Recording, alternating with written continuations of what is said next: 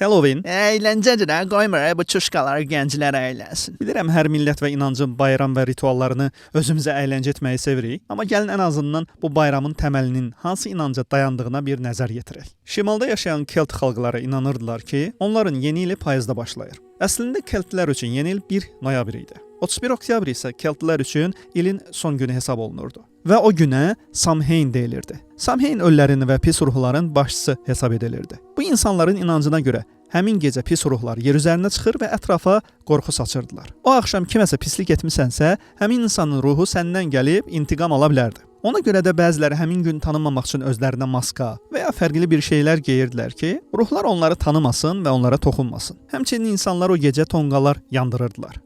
Tonqalsız olar, bəs hər paqan adət-ənənəsində var. Bu günlə bağlı indiyə kimi gəlib çatmış ən məşhur ənənə isə sadəcə pəncərəyə qoyulan içi oyulmuş balqabaq.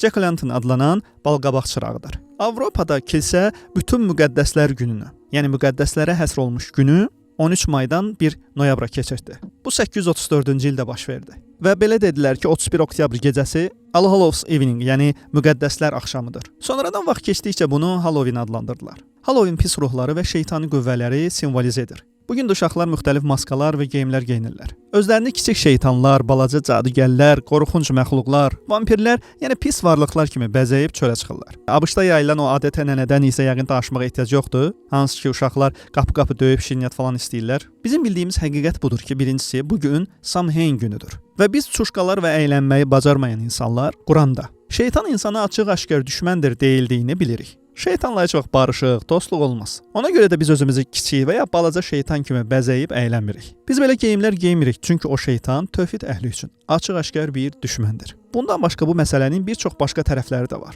Hazırda Amerikada belə bir şey də baş verir ki, Şeytan kilsəsi adlı yeni bir kilsə meydana çıxıb. 1960-cı il San Fransiskoda bu kilsənin əsası qoyulub. Və bir kimsə dünyasını dəyişibsə və bu kilsənin üzvü kimi qeyd olunubsa, ona o kilsədən bir kahin gətirirlər və kahin də orada ayinlər edir. Ölən adam üçün şeytanı çağırır. Beləliklə bu şey bu cəmiyyətdə get-gedə yayılır. Qaldı ki, biz müsəlmanlar üçün vacibdir ki, öz prinsiplərimiz olsun, məsələləri dərk edə bilək və kör-körənə şəkildə xristianların və yəhudilərin yolunu təkrarlamayaq. Peyğəmbər sallallahu alayhi və alihi və səlləm buyurub: Siz sizdən əvvəlkilərin yolunu qarış-qarış, addım-addım təqib edəcəksiniz. Hətta onlar kərtənkələnin yuvasına daxil olsalar, siz də onların ardınca girəcəksiniz. Sahabilər soruşdular: Ey Allahın Rasulü, bunlar xristianlar və yəhudilərdir. Rasulullah buyurdu ki, başqa kim ola bilər? Və indi görürük ki, Peyğəmbərin sallallahu alayhi və səlləm xəbər verdiyi kimi bir çox hadisələr baş verir. Utanılacaq vəziyyət bilirsiniz nədir? Bugün bir çox xristianlar, məsələn Adventistlər, Yehovanın şahidləri və başqaları belə deyirlər. Biz bütpərəst adətlərə uymayacağıq.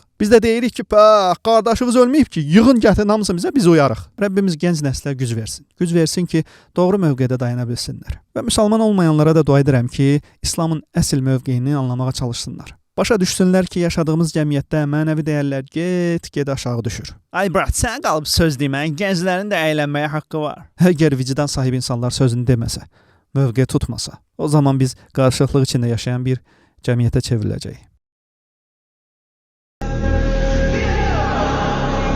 Wow, subhanallah, this is happening in Riyadh, Saudi Arabia. When people like me became a Muslim 31 years ago and we left behind all of this pagan holidays, it's really concerning that people that were born Muslim are now celebrating what I left. Subhanallah.